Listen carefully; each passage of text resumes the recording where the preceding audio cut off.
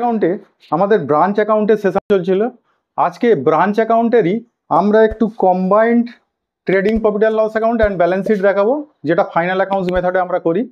এবার ওই প্রবলেম একটা আমি তোমাদের পড়ে শোনাচ্ছি, যদিও তোমরা এটা তোমাদের স্ক্রিনে দেখতে পাবে। দেখো, এইরকম একটা প্রবলেম আছে।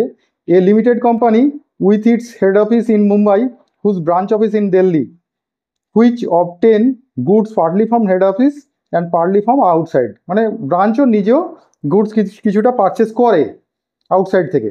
The branch keeps a separate set of books. The following balances are extracted on 31 December 2018 বলে একটা ক্যাপিটাল দিয়েছে, প্ল্যান্ট অ্যান্ড মেশিনারি দিয়েছে, ফার্নিচার দিয়েছে। এগুলো তো ব্যালেন্স শিট আইটেম, ব্যালেন্স শিটে লিখবো। কিন্তু ব্যালেন্স শিটে লেখার সময় না আমরা কি করব, ব্যালেন্স শিটটা আমরা কম্বাইন্ড ব্যালেন্স শিট করবো বা কনসলিডেটেড ব্যালেন্স শিট করবো। করলে কি করব, আমরা ধরো প্ল্যান্ট অ্যান্ড মেশিনারি লিখলাম, লিখে হেড অফিসের কতটা সেটাও লিখবো, ব্রাঞ্চের কতটা সেটাও লিখবো, ইনার কলমে যোগ মেরে ওটা তার থেকে ডেপ্রিসিয়েশন বাদ দিয়ে বাইরে পাঠাবো। ঠিক আছে, এইভাবে করব।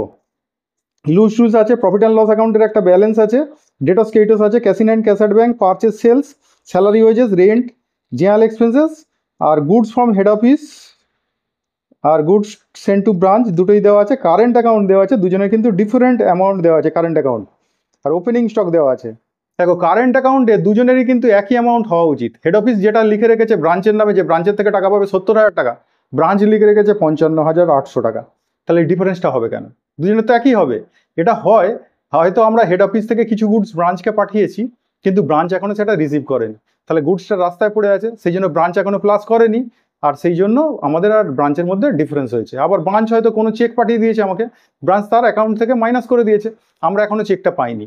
তাহলে সেই জন্য এই অ্যাকাউন্টের ডিফারেন্সটা হয়। কি বলেছে অ্যাডজাস্টমেন্টে দেখো, the difference between the balance of head office current account and branch current account due to goods and cheque in transit, যেটা বলছিলাম as a date of preparation of trial balance, যখন ট্রায়াল ব্যালেন্স তৈরি হয়েছে তখন এগুলো বাকি ছিল। আর rent of branch office remain unpaid, outstanding আছে 150 টাকা। আর প্ল্যান্ট, ফার্নিচার, লুজ টুলস এগুলো ডেপ্রিসিয়েট হবে 10%, 15%, 20% রেসপেক্টিভলি। আর ক্লোজিং স্টক বলে দিয়েছে দুজনের। তাহলে এখান থেকে আমরা যদি একটা কম্বাইন্ড ট্রেডিং অ্যাকাউন্ট করি, দেখো ট্রেডিং অ্যাকাউন্টের যে ফরম্যাট, ট্রেডিং পিএল এর ফরম্যাট, সেই ফরম্যাটে আমরা ফেলে দেবো। দেখো এখানে করছি কি, আমরা একটা combined trading and profit and loss account করছি, যাতে ওপেনিং স্টক হেড অফিসেরও লিখেছি, ব্রাঞ্চেরও লিখেছি, পারচেজ হেড অফিসেরও লিখেছি, ব্রাঞ্চেরও লিখেছি। এই good send to head office বা গুড সেন্ড টু ব্রাঞ্চ, এটা কিন্তু ডিফারেন্স আছে। আমরা গুড সেন্ড টু ব্রাঞ্চ যেটা হেড অফিস পাঠিয়েছে সেটা 90,000, কিন্তু দেখাচ্ছে শো করছে ব্রাঞ্চের অ্যাকাউন্টে 80,000, কিন্তু আমরা জোর করে ব্রাঞ্চের অ্যাকাউন্টে লিখে দিচ্ছি কত, 90,000। তাহলে এখানে তো 80,000 দেখিয়েছিল ট্রায়াল ব্যালেন্সে, তা সেটাকে যদি জোর করে 90 লিখি, আবার দেখো বাইদিকে গুডস ইন ট্রানজিট বলে আমরা লিখে রেখেছি কত, ব্রাঞ্চের ঘরেই 10,000, তার মানে 90 থেকে 10 বাদ দিয়ে সেই 80 লিখেছি। ঠিক আছে, 80,000 লিখেছি। ব্রাঞ্চে হেড অফিস থেকে যে গুড সেন্ডটা হয়েছে সেটা 80,000 ছিল, কিন্তু হেড অফিসে যেটা গুড সেন্ড করেছে ব্রাঞ্চে সেটা 90,000 ছিল। তার মানে হচ্ছে গুডস পাঠিয়েছে, ব্রাঞ্চের হাতে গিয়ে এখনো পৌঁছায়নি। তাহলে যেটা পৌঁছায়নি, কিন্তু আমরা তো যখন ট্রান্সফার করবো গুডস, 90 ট্রান্সফার করেছি মানে ব্রাঞ্চে 90 লিখবো। হেড অফিসের যেহেতু এটা বই, হেড অফিসে এই অ্যাকাউন্টসটা করছে, তা 90 লিখলাম। আর এদিকে গুডস ইন ট্রানজিট বলে 10,000 টাকা আবার লিখে দিলাম ব্রাঞ্চের অ্যাকাউন্টে। দেখো ব্রাঞ্চে তাহলে 90, তার থেকে 10 বাদ গেলে সেই 80 আছে।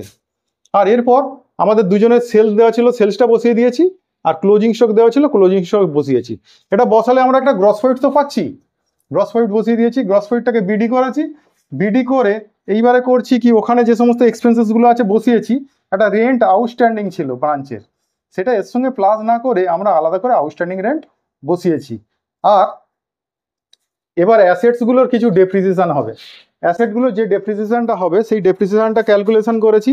এটা বলেছিল 10%, হেড অফিসেরটা হেড অফিসের ঘরে, ব্রাঞ্চেরটা ব্রাঞ্চের ঘরে।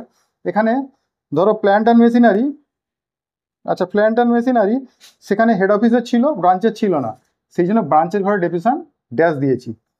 ফার্নিচার দুজনেরই ছিল, দিয়েছি। তারপর লুজ টুলস দুজনেরই ছিল, তার ডেপ্রিসিয়েশন দিয়েছি। বাকিটা আমাদের নেট প্রফিট এখান থেকে বেরিয়েছে। এই যে গ্রস প্রফিট থেকে আমরা কি করেছি, এখানে এই সমস্ত ডেপ্রিসিয়েশন আর খরচাগুলো বাদ দিয়েছি। বাদ দিলে আমাদের ওখান থেকে নেট প্রফিট বেরিয়ে গেছে। ঠিক আছে, এবার নেট প্রফিট বেরোনোর পর তারপরে যদি আমরা কনসলিডেটেড ব্যালেন্স শিটটা করি বা কম্বাইন্ড ব্যালেন্স শিটটা করি, আমাদের কিন্তু দেখবে শেয়ার ক্যাপিটাল দেওয়া আছে। শেয়ার ক্যাপিটালে কিন্তু কোনো কিছু প্লাস করা যায় না, শেয়ার ক্যাপিটালে সরাসরি বাইরে পাঠিয়ে দিয়েছে। একটা প্রফিট অ্যান্ড লস অ্যাকাউন্টের ব্যালেন্স ছিল, সেটা বসিয়েছি। এরপর এই বছরে যেটা ওতে অ্যাড করেছি, এই বছরে যেটা নেট প্রফিট হয়েছে হেড অফিসেরটা আর ব্রাঞ্চেরটা দুটো যোগ করে আমরা প্রফিট অ্যান্ড লসের ব্যালেন্সটাকে বাইরে পাঠিয়েছি। আর ক্রেডিটর্স দুজনের ছিল, বসিয়ে দিয়েছি। আউটস্ট্যান্ডিং রেন্ট ছিল, বসিয়েছি। এইবারে এখানে করব কি, প্ল্যান্ট অ্যান্ড মেশিনারি দেখো হেড অফিসের ছিল, তার থেকে ডেপ্রিসিয়েশন লেস করে বাইরে পাঠিয়েছি। কিন্তু ফার্নিচার থেকে দেখো, ফার্নিচার থেকে যখন করছি, ফার্নিচার হেড অফিসের ছিল 50,000, ব্রাঞ্চের ছিল 25,000, দুটো প্লাস করে কত হয়েছে 75,000। তা দুটো প্লাস করে যেটা হলো তার থেকে ডেপ্রিসিয়েশন 15% লেস করে বাইরে পাঠিয়েছি। কিন্তু এই ডেপ্রিসিয়েশনটা যখন আমি প্রফিট অ্যান্ড লস অ্যাকাউন্টে বসিয়েছি, হেড অফিসের 15% হেড অফিসের ঘরে, আর ব্রাঞ্চেরটার উপর 15% ব্রাঞ্চের ঘরে। আবার লুজ টুলস হেড অফিসের 40,000, ব্রাঞ্চের 18,000, দুটো প্লাস করে যেটা লিখেছি তার থেকে ডেপ্রিসিয়েশন 20% বাদ দিয়েছি। তখন করেছি কি, হেড অফিসের থেকে যেটা ডেপ্রিসিয়েশন লেস করেছি, হেড অফিসেরটা হেড অফিসের ঘরে, ব্রাঞ্চেরটা ব্রাঞ্চের ঘরে, এইভাবে করেছি। এবার ডেটর্স দুজনেরই বসিয়েছি, ক্যাশ দুজনের প্লাস করে বসিয়েছি, জায়গা নেই বলে পাশে পাশে করে দিয়েছি, ব্যাংকটাও তাই। এইবারে দেখবে দুজনের কারেন্ট অ্যাকাউন্ট ছিল। আমাদের কারেন্ট অ্যাকাউন্ট হেড অফিসের অ্যাসেটের দিকে, তাহলে হেড অফিসের অ্যাসেটের দিকে আমাদের কারেন্ট অ্যাকাউন্ট দেওয়া ছিল 70,000, আর ব্রাঞ্চের লায়াবিলিটিতে ছিল, ক্রেডিট দিকে ছিল, লায়াবিলিটিতে ছিল 55,800। এই যে ডিফারেন্সটা হয়েছে, এই ডিফারেন্সটা বলছে গুডস আর চেক দুটো ট্রানজিটে আছে তার জন্য।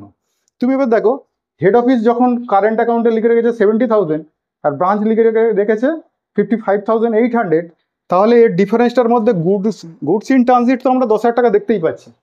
হ্যাঁ, তাহলে হেড অফিসের যেটা কারেন্ট অ্যাকাউন্ট, আমি দেখো এখানটা করিনি, আমি শুধু গুডস ইন ট্রানজিট আর চেক ইন ট্রানজিট বলে ওই ডিফারেন্সটাকে বসিয়েছি। গুডস ইন ট্রানজিটটা আমরা 10,000 টাকা জানি, বসিয়ে দিয়েছি। আর আমাদের ডিফারেন্স হচ্ছে 14,200 টাকা, তো তাহলে বাকিটা চেক ইন ট্রানজিট বসিয়ে দিয়েছি। এবারে দেখো, আমাদের হেড অফিস কারেন্ট অ্যাকাউন্ট আর ব্রাঞ্চ কারেন্ট অ্যাকাউন্ট যদি বসাতাম, আমরা মিউচুয়াল সেট আপ করে দিতাম। তো এইখানটা জায়গা নেই বলে আমি করতে পারিনি, কিন্তু তোমরা যদি দেখাতে চাও, এখানে একটা কারেন্ট অ্যাকাউন্ট বলে ব্রাঞ্চ কারেন্ট অ্যাকাউন্ট বলে কত লিখেছিল 55,800, তা সেখান থেকে লেস সেট আপ করে দাও কার সঙ্গে, হেড অফিসের সঙ্গে। হেড অফিসটাও কত আসবে 55,800। তুমি বলবে অ্যাসেট দিকে তো স্যার ছিল 70,000 হেড অফিসের কারেন্ট অ্যাকাউন্ট, মানে হেড অফিস কারেন্ট অ্যাকাউন্ট বলে ব্রাঞ্চের নাম লিখে রেখেছিল। তাহলে আমরা এই দিক থেকে সেট আপ করলাম 55,000, তাহলে ওদিক থেকেও সেট আপ করবো কত 55,800 করলে ওখানে 14,200 টাকা বেঁচে থাকবে। তাহলে যেটা বেঁচে আছে ওটাই কি, কিছুটা গুডস ইন ট্রানজিট, কিছুটা ক্যাশ ইন ট্রানজিট। তা সেইটাই, কিছুটা গুডস ইন ট্রানজিট 10,000 টাকা, কিছুটা চেক ইন ট্রানজিট 4,200 টাকা। তার মানে আমি যদি ওইখানটা না করে, আমি ধরো এইখানটা করে দিচ্ছি, একটু এইখানটা করে দিচ্ছি। হ্যাঁ, তোমরা যেন ভেবো না এটা ট্রেডিং এর মধ্যে আছে, ট্রেডিং পিএল এর মধ্যে আছে। আমি ওখানটা জায়গা নেই বলে এখানটা করছি। কারেন্ট অ্যাকাউন্ট বলে ব্রাঞ্চের নাম লিখে রেখেছিল হেড অফিস কত 70, ওটা কিন্তু অ্যাসেট দিকে করছি, অ্যাসেট দিকে করছি, কিন্তু তাতে less goods in transit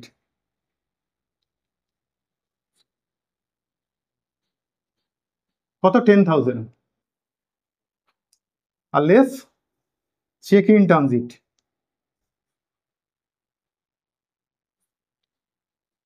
cheque in transit কত ছিল সেটা 4,200 টাকা। তো এটা যদি মাইনাস করি আমরা, মাইনাস করলেই দেখবে এদিকেও এসে যাচ্ছে কত, অ্যাসেট দিকেও 55,800। এটাকে আমি সেট আপ করে দিচ্ছি, লেস সেট আপ বলে আমরা 55,800 করে বাইরে নীল পাঠাচ্ছি। তাহলে এই ক্যালকুলেশনটা কোথায় করবে, অ্যাসেট দিকে করার পর তারপরে এই চেক ইন ট্রানজিট আর গুডস ইন ট্রানজিট এই দুটোকে আমরা এইখানে লিখে দেবো, যেরকম লিখে দিয়েছি। ঠিক আছে, শুধু ওখানটা জায়গা ছিল না বলে আমি করে দেখাইনি, তোমরা কিন্তু এটা করে দেখাতে পারো ওখানটা। ঠিক আছে, তাহলে এই জায়গাটাই হচ্ছে ব্যাপার, এই প্রবলেমটায় আর কোনো ব্যাপার নেই।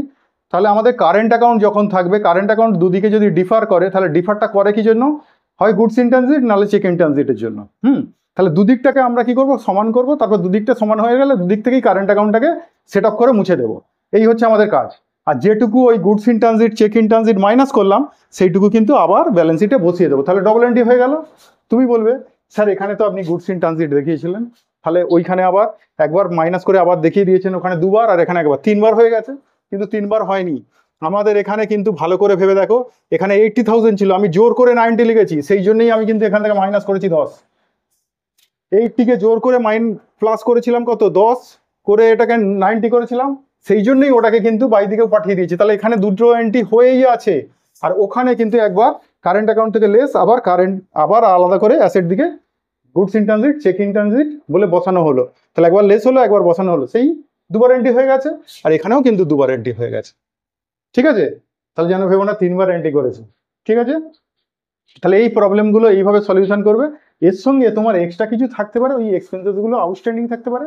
কখনো কখনো ব্রাঞ্চ বলে যে ব্রাঞ্চের উপর হেড অফিস কিছু খরচা চার্জ করেছে।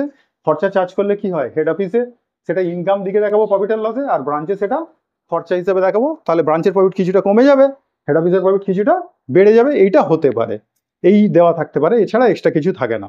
ঠিক আছে, তাহলে এই প্রবলেমটা সলিউশন করলাম। এর পরের ক্লাসে দেখবো আমি ব্রাঞ্চের উপর আর ক্লাস দিতে পারি কি। যদি ব্রাঞ্চের উপর তোমাদের প্রয়োজন হয় অবশ্যই কমেন্ট বক্সে এসে জানাবে, তাহলে আরও ক্লাস দেবো। আর এরপরে দেখছি পরের চ্যাপ্টারে চলে যাব। ঠিক আছে, আজকের মতো এটুকু, টাটা।